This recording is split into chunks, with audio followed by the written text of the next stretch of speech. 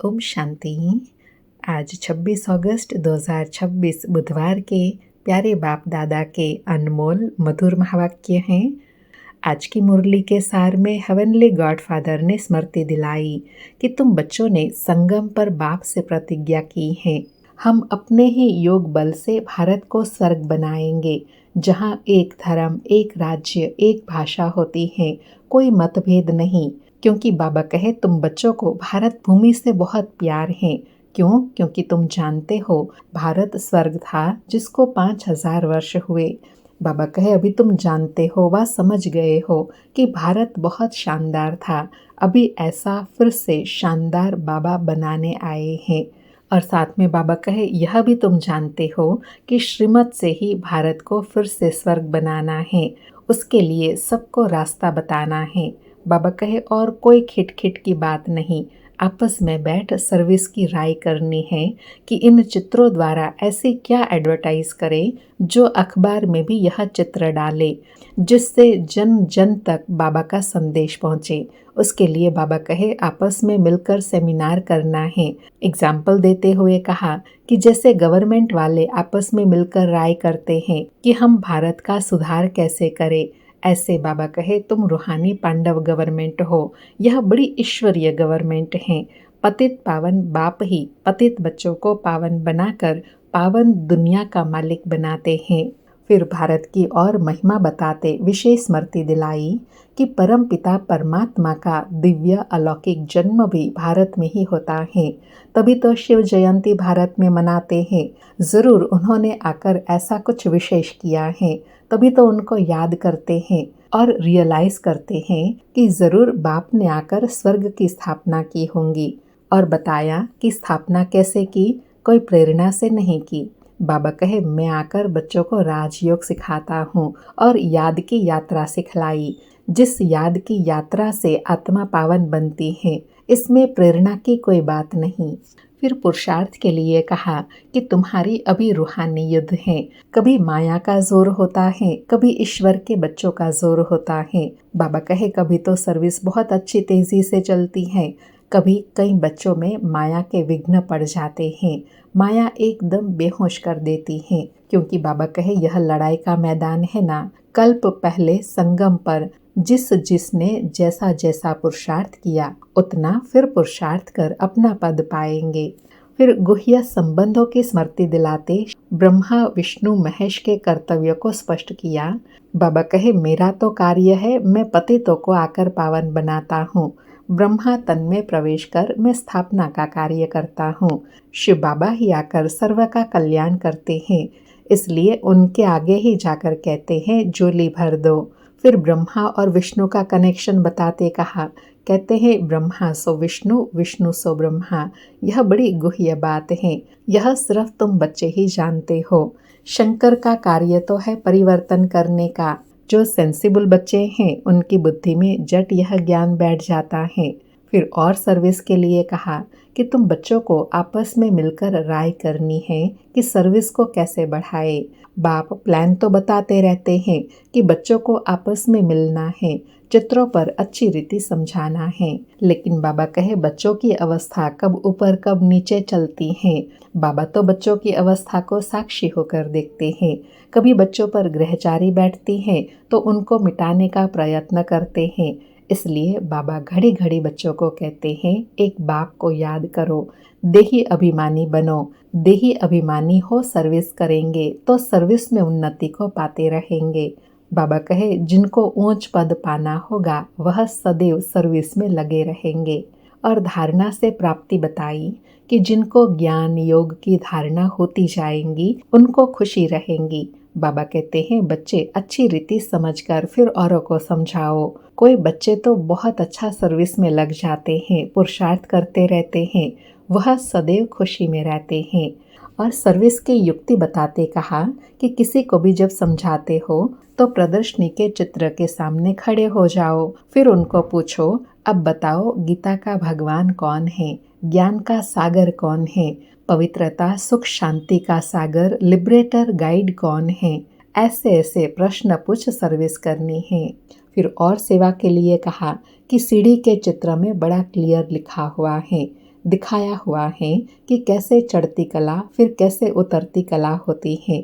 भारत और भारतवासियों का कैसे उत्थान और पतन होता है, इस पर तुम अच्छी रीति समझा सकते हो। और साथ में अटेंशन दिलाते कहा कि बाबा जो सर्विस की युक्तियाँ बताते हैं, सुनाते हैं, उसको एक कान से सुन दूसरे कान से निकालना नहीं है।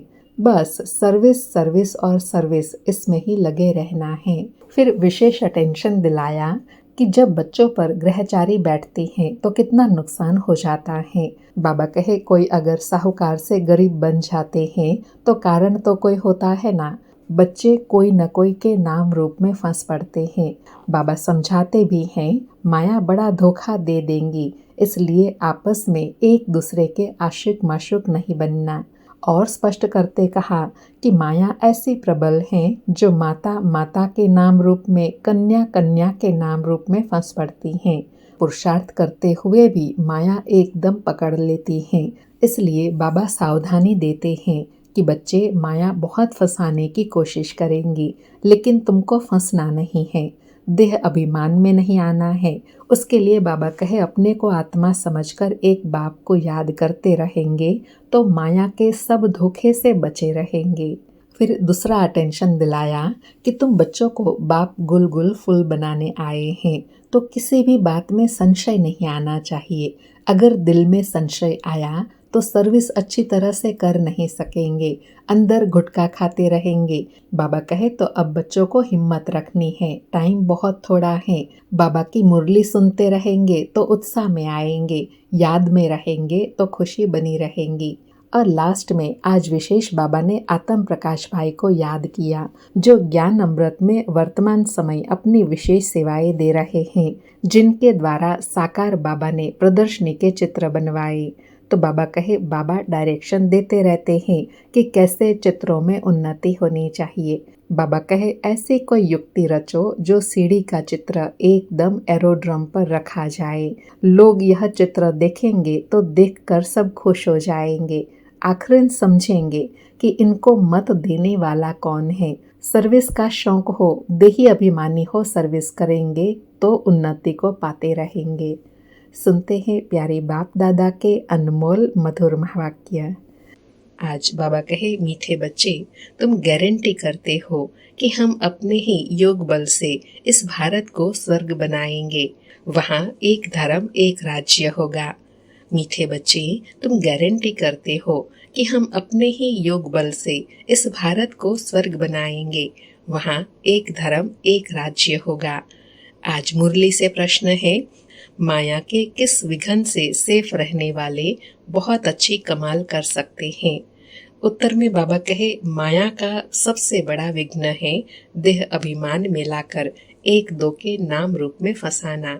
जो बच्चे इस विघ्न से सेफ रहते, माया के धोखे से बचे रहते, वे बहुत कमाल कर दिखाते हैं।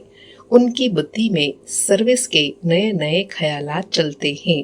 सर्विस में उन्नति तब होगी, बाबा कहे सर्विस में उन्नति तब होगी जब देही अभिमानी बनेंगे। सारी मुरली से धारणा के लिए सार है। पहला पॉइंट, तुम बच्चे लड़ाई के मैदान में हो, माया रावण से तुम्हारी युद्ध है। माया बहुत विघ्न डालती है, बच्चों को बहुत सावधान रहना चाहिए। दूसरा पॉइंट, हर एक को अपनी उन्नति के लिए विचार करना है। चित्रों पर कैसे समझाए, सर्विस को कैसे बढ़ाए, चित्रों में ऐसा क्या डाले जो मनुष्य सहज समझ जाए। आज प्यारे सतगुरु का वरदान है, देह अभिमान के त्याग द्वारा श्रेष्ठ भाग्य बनाने वाले सर्व सिद्धि स्वरूप भव। देह अभिमान के त्याग द्वारा श्रेष्ठ भाग्य बनाने वाले सर्व सिद्धि स्वरूप भव।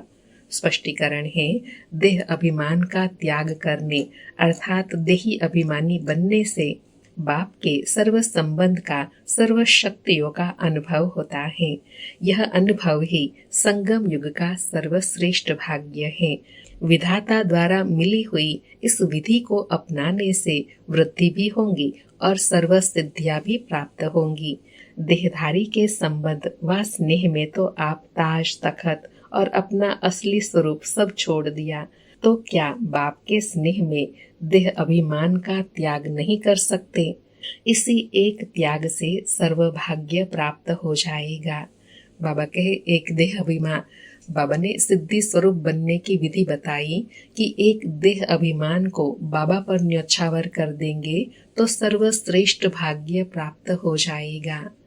आज का स्लोगन है, क्रोध मुक्त बनना है तो स्वार्थ के बजाय निस्वार्थ बनो, इच्छाओं के रूप का परिवर्तन करो। क्रोध मुक्त बनना है तो स्वार्थ के बजाय निस्वार्थ बनो, इच्छाओं के रूप का परिवर्तन करो। आज के अव्यक्त इशारे हैं, अपवित्रता के बीज को भी समाप्त कर संपूर्ण स्वच्छ पवित्र बनो। आज की धारणा बताई कि बाबा के साथ आप सब ने भी पान का बीड़ा उठाया है कि पवित्रता द्वारा हम प्रकृति को भी पावन करेंगे। तो ये संकल्प पूरा करने के लिए बाप दादा चाहते हैं कि विश्व का हर एक बच्चा पहले लगाव मुक्त बने, चाहे साधनों से चाहे व्यक्ति से। साधनों को यूज करना और चीज है, लगाव अलग चीज है। तो बाप दादा हर बच्चे को पहले पहले लगाव मुक्त बनाना चाहते हैं। बाबा कहे संपूर्ण पवित्रता को धारण करने के लिए पहले पहले बाबा चाहते हैं कि लगाव मुक्त बने। जब लगाव मुक्त बनेंगे तब संपूर्ण पवित्रता धारण होती चली जाएंगी। अच्छा, ओम शांति। शुक्रिया बाबा, शुक्रिया।